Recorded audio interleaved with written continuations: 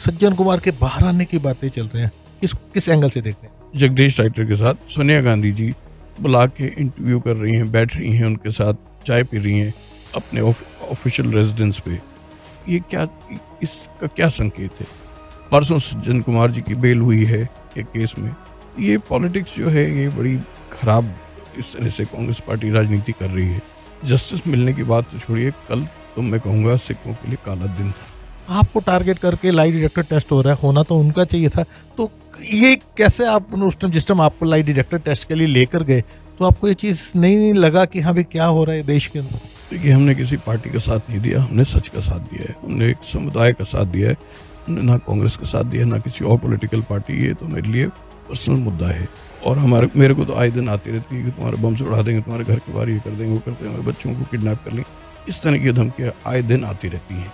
जब तक ये ट्रायल ख़त्म नहीं होता, जब तक इनको सज़ा नहीं मिलती, तो ये तो रोज़ का ही एक ड्रामा बन गया।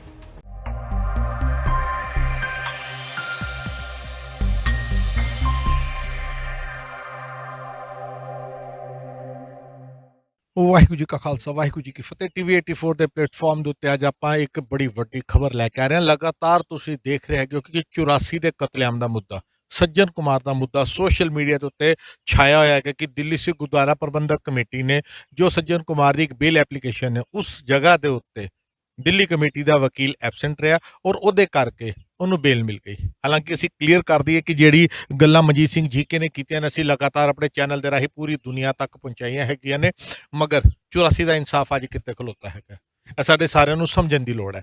ਅਗਰ ਅਸੀਂ ਗੱਲ ਕਰਦੇ ਹਾਂ ਕਿ ਸਰਕਾਰਾਂ ਬਦਲ ਗਈਆਂ, ਲੀਡਰ ਬਦਲ ਗਏ, ਕਮੇਟੀਆਂ ਦੇ ਪ੍ਰਧਾਨ ਬਦਲ ਗਏ, ਮਗਰ ਇਨਸਾਫ ਸਾਨੂੰ ਅੱਜ ਤੱਕ ਨਹੀਂ ਮਿਲਿਆ। ਕਸੂਰਵਾਰ ਕੌਣ ਹੈ? ਸਾਡੇ ਕਾਤਲ, ਸਰਕਾਰਾਂ ਜਾਂ ਸਾਡੇ ਸਿੱਖ ਲੀਡਰ? ਆਪਾਂ ਲਗਾਤਾਰ ਇਸ ਪ੍ਰੋਗਰਾਮ ਦੇ ਉੱਤੇ ਨਜ਼ਰ ਬਣਾਈ ਰੱਖੀ, ਇਸ ਖਬਰ ਦੇ ਉੱਤੇ ਨਜ਼ਰ ਬਣਾਈ ਰੱਖੀ ਤੇ ਅੱਜ ਉਚੇਚਾ ਤੌਰ ਦੇ ਉੱਤੇ ਜਿਸ ਜਗ੍ਹਾ ਦੇ ਉੱਤੇ ਅਸੀਂ ਮੌਜੂਦ ਹੈਗੇ ਆ, ਇਹ ਘਰ ਹੈਗਾ ਅਭਿਸ਼ੇਕ ਵਰਮਾ, ਜੋ ਜਗਦੀਸ਼ ਟਾਈਟਲਰ ਕੇਸ ਦੇ ਆਈ ਵਿਟਨੈਸ ਨੇ, ਪ੍ਰਾਈਮ ਗਵਾਹ ਹੈਗੇ ਨੇ।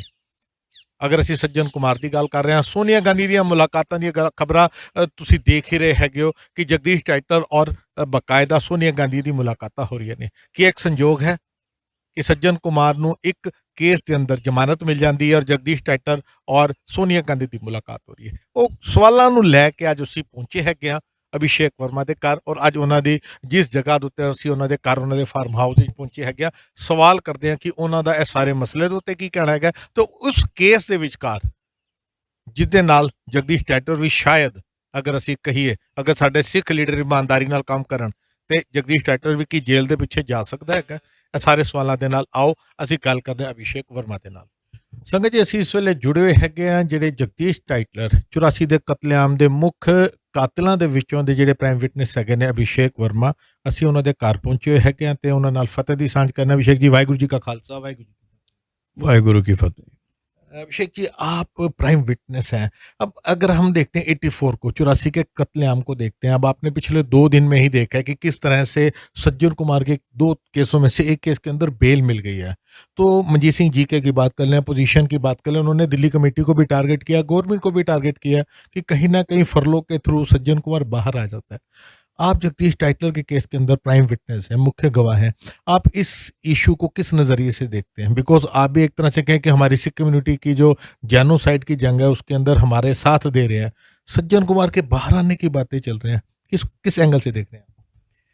जो अभी इस केस में, जगदीश टाइटलर वाले केस में, जगदीश टाइटलर के सिखों के नरसंहार जो उसने 1984 में किया, अभी तक कोई खास प्रोग्रेस नहीं हुई है। ये केस जब जगदीश टाइटलर जी पावर में थे, 10 साल जब कांग्रेस पावर में थी, इन्होंने ये केस बंद करा दिया।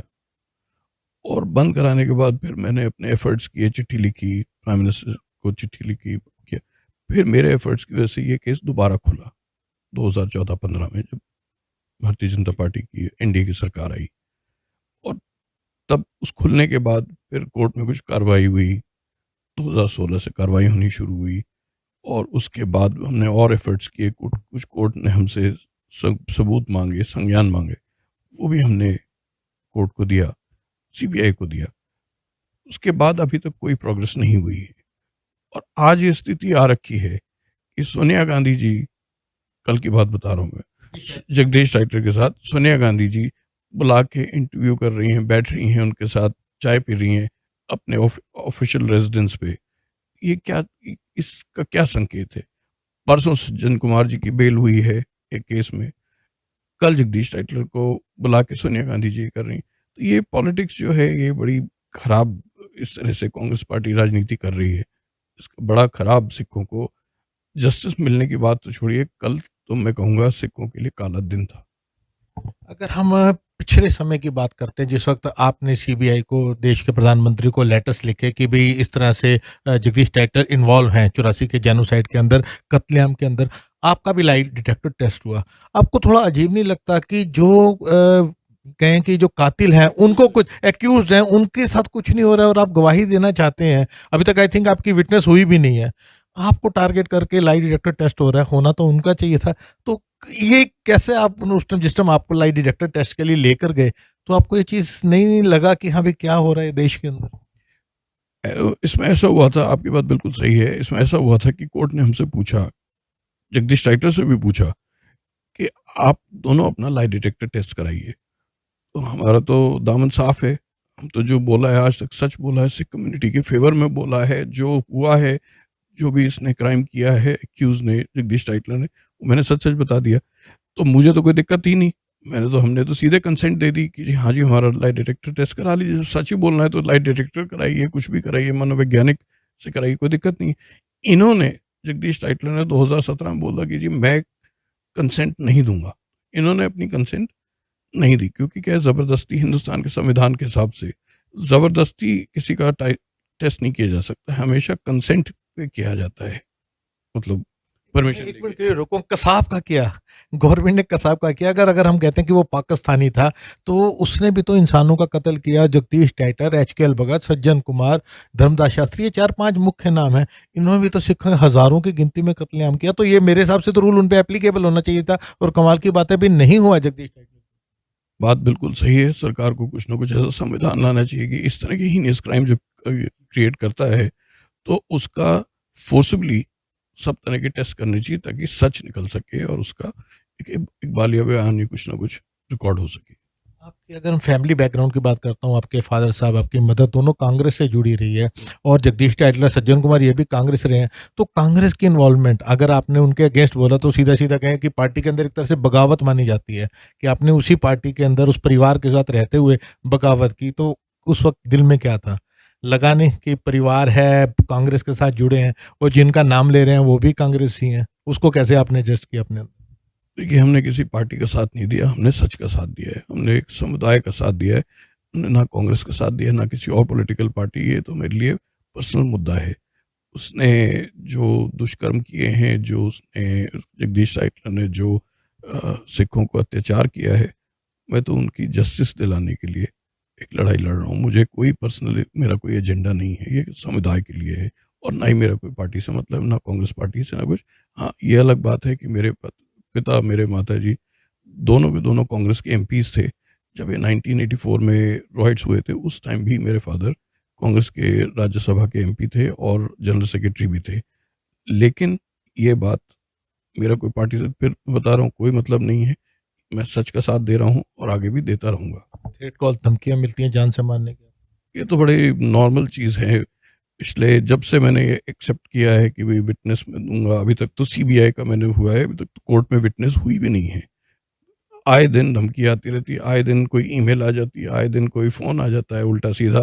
कभी कोई उसमें लिखी हुई 8 पेज की, हमारे तो छोड़िए, जो हमारे जज साहब थे, जिस कोर्ट में ये चल रहा है, हरजोत सिंह भल्ला जी को धमकी आई, उनको चिट्ठियाँ आनी शुरू हो गई कि तुम्हारे कोर्ट को हम बम से उड़ा देंगे, ऐसे वैसे, पता नहीं अब शब्द कई लिखे हुए थे इसमें।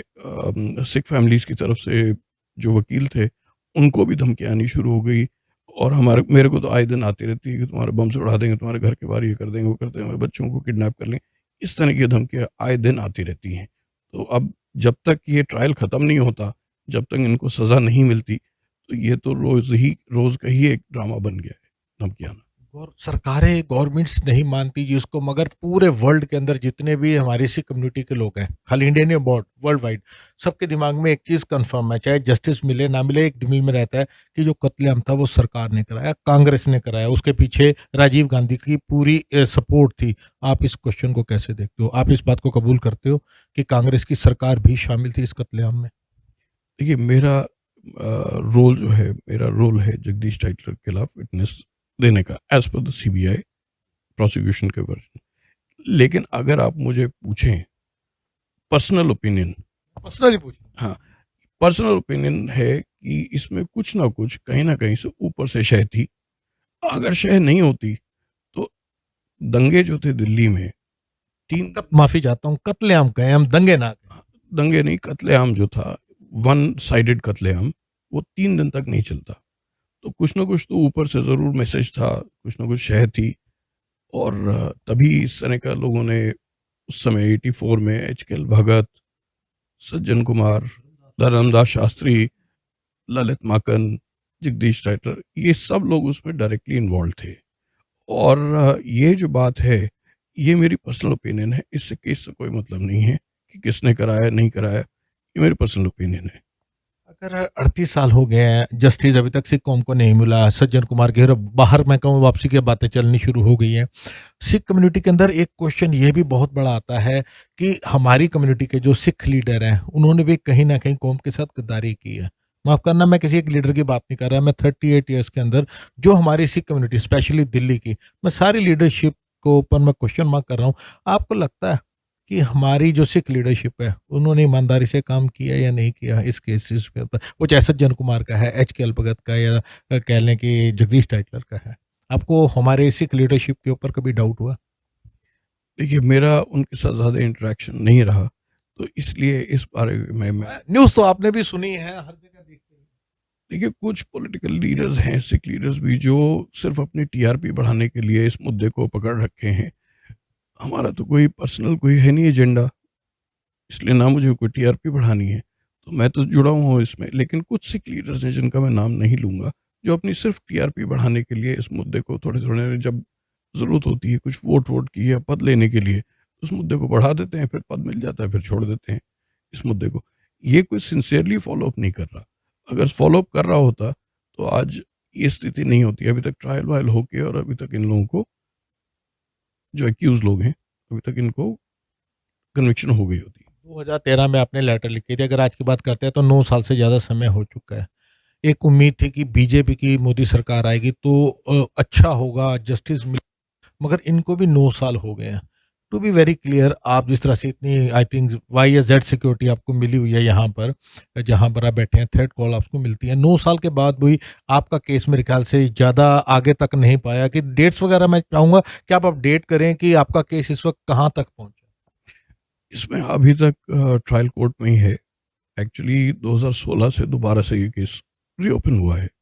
16 के बाद से 2020 तक ये थोड़ा स्लो पेस पे चलता रहा। क्यों? क्योंकि इस बीच में ये कराना था, लाई डिटेक्टर टेस्ट कराना था। तो ये 18 में लाई डिटेक्टर टेस्ट हुआ। जब मेरी रिपोर्ट कोर्ट को प्रेजेंट करी गई, उसके बाद से आगे केस को शुरू करना था, तो 1 ही साल का समय था। उसके बाद 2020 में कोरोना हो गया, तो 2 साल तो कोर्टें ज़्यादातर अमूमन बंद रही। लेकिन फिर भी कोई सीबीआई को एक एप्लीकेशन लगानी चाहिए थी कि जी इसका डेटेड ट्रायल करा जाए, इसको फास्ट ट्रैक पे चलाया जाए। ये अभी तक ऐसा कुछ नहीं आया है प्रोसिक्यूशन की तरफ से। तो एक इन नॉर्मल केस की तरह से चल रहा है।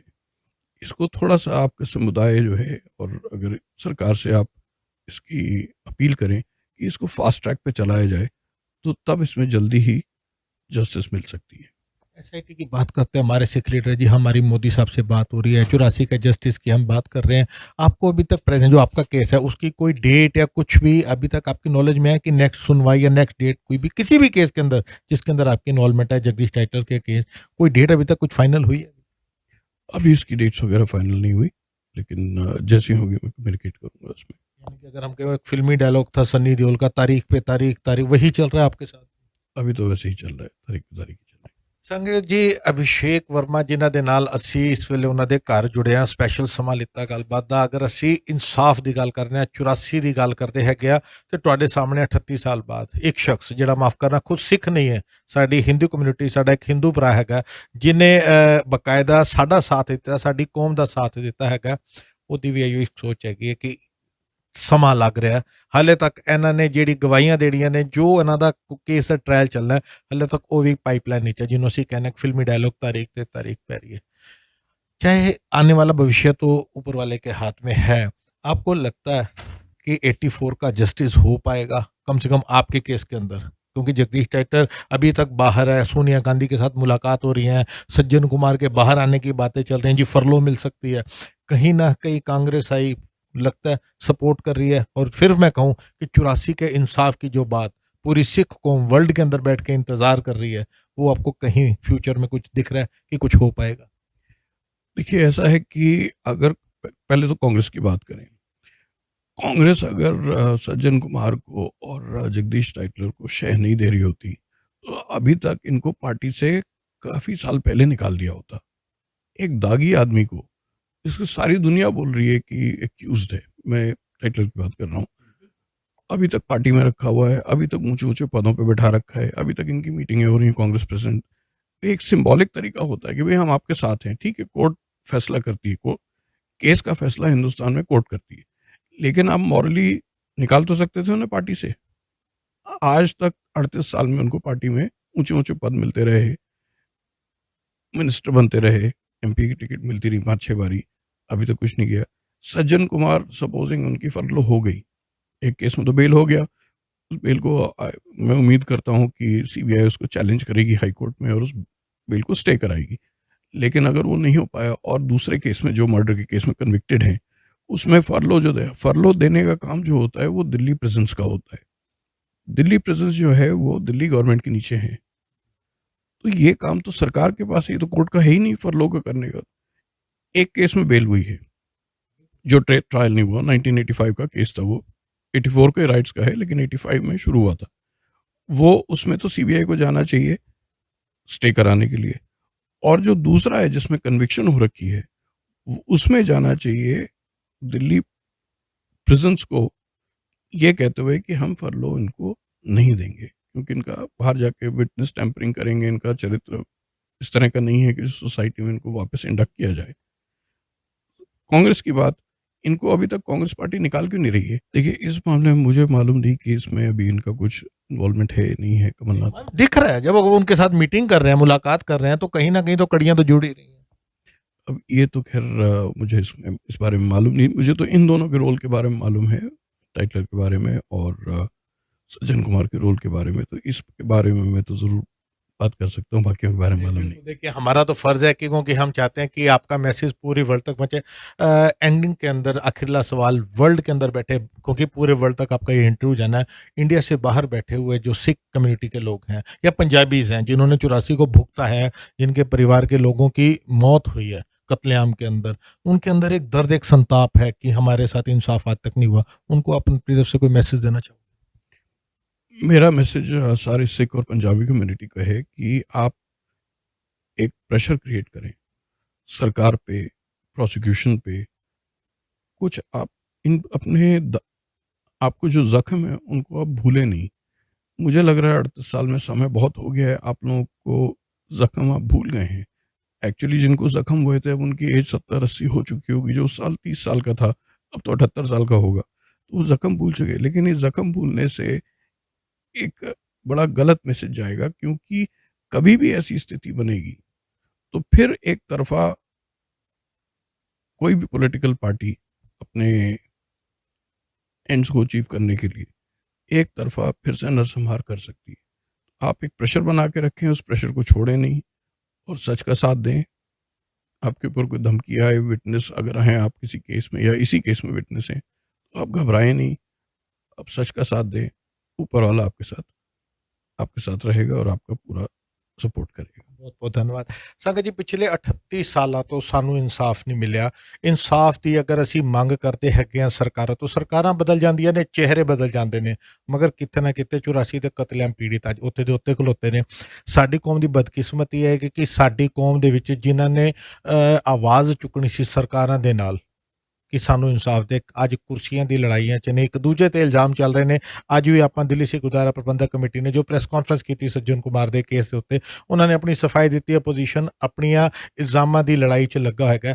ਕਿੱਥੇ ਨਾ ਕਿੱਥੇ ਮੌਜੂਦਾ ਜਿਹੜੀ ਸੈਂਟਰ ਦੀ ਸਰਕਾਰ ਹੈਗੀ ਹੈ ਉਹਨਾਂ ਦੇ ਉੱਤੇ ਪ੍ਰੈਸ਼ਰ ਪਾ ਕੇ, ਜਿਸ ਤਰੀਕੇ ਨਾਲ ਅਭਿਸ਼ੇਕ ਵਰਮਾ ਜੀ ਨੇ ਵੀ ਗੱਲ ਕੀਤੀ ਕਿ ਸਾਨੂੰ ਉਸ 84 ਦੇ ਜ਼ਖਮਾਂ ਨੂੰ ਭੁੱਲਣਾ ਨਹੀਂ ਚਾਹੀਦਾ। ਖੈਰ ਕੌਮ ਭੁੱਲੇਗੀ ਵੀ ਨਹੀਂ ਕਦੀ 84 ਦੇ ਜ਼ਖਮਾਂ ਨੂੰ। ਇਨਸਾਫ ਮਿਲੇ ਨਾ ਮਿਲੇ ਇਹ ਸਰਕਾਰਾਂ ਦੇ ਹੱਥ ਹੈ, ਮਗਰ ਕੀ ਸਾਡੀ ਸਿੱਖ ਲੀਡਰਸ਼ਿਪ ਇਮਾਨਦਾਰੀ ਦੇ ਨਾਲ ਕੰਮ ਕਰ ਰਹੀ ਹੈ ਇਨਸਾਫ ਲੈਣ ਦੇ ਲਈ? ਇੱਕ ਬੜਾ ਵੱਡਾ ਸਵਾਲ ਅਸੀਂ ਤੁਹਾਡੇ ਕੋਲ ਛੱਡ ਕੇ ਜਾ ਰਹੇ ਹੈਗੇ ਆ। ਅੱਜ ਉਚੇਚਾ ਤੌਰ ਦੇ ਉੱਤੇ ਅਸੀਂ ਇਹਨਾਂ ਦੇ ਘਰ ਪਹੁੰਚੇ ਹੈਗੇ ਆ, ਕਿਉਂਕਿ ਅਸੀਂ ਚਾਹੁੰਦੇ ਹੈਗੇ ਸੀ ਕਿ ਸੱਜਣ ਕੁਮਾਰ ਦੇ ਕੇਸ ਦੇ ਨਾਲ ਜਗਦੀਸ਼ ਟਾਈਟਲਰ ਦਾ ਜਿਹੜਾ ਕੇਸ ਚੱਲ ਰਿਹਾ ਹੈਗਾ ਉਹ ਇਸ ਵੇਲੇ ਕਿੱਥੇ ਹੈਗਾ। ਔਰ ਤੁਹਾਡੇ ਸਾਹਮਣੇ ਜਿਹੜੇ ਪ੍ਰਾਈਮ ਆਈ ਵਿਟਨੈਸ ਨੇ ਉਹਨਾਂ ਨੇ ਕਲੀਅਰ ਕਰਤਾ ਕਿ ਹਲੇ ਕੋਈ ਤਾਰੀਖ नहीं है। सरकारां ने सोचना है, साढ़े सिख लीडर ने सोचना है कि इंसाफ कदों मिलेगा। सबसे आखिर में आपका मैं धन्यवाद करूंगा, आज आपने स्पेशल समय दिया, बहुत बहुत धन्यवाद आपका। Thank you. वाहिगुरू जी का खालसा, वाहिगुरू जी की फतेह।